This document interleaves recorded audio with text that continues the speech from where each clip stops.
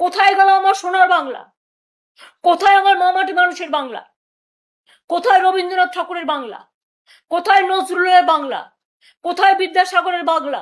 কোথায় রাজা রামমোহন রায়ের বাংলা? কোথায় নেতাজি সুভাষচন্দ্র বোসের বাংলা?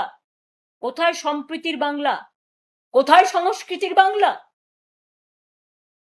ক্ষমতা এসে সব গৌরীকরণ, মাথা থেকে পা পর্যন্ত। অন্যদের বলছে চোর, আর তোমরা তো নিজেরাই এই সরকারে ছিলে বাবা প্রায় 11 বছর। তার আগেও বাবা এমপি, তুমি এমপি, বাবা মন্ত্রী কেন্দ্রীয় সরকারের তৃণমূল কংগ্রেসের দৌলতে। তখন তোমরা কিচ্ছু করো, ভাজা মাছটা উল্টে খেতে জানো না।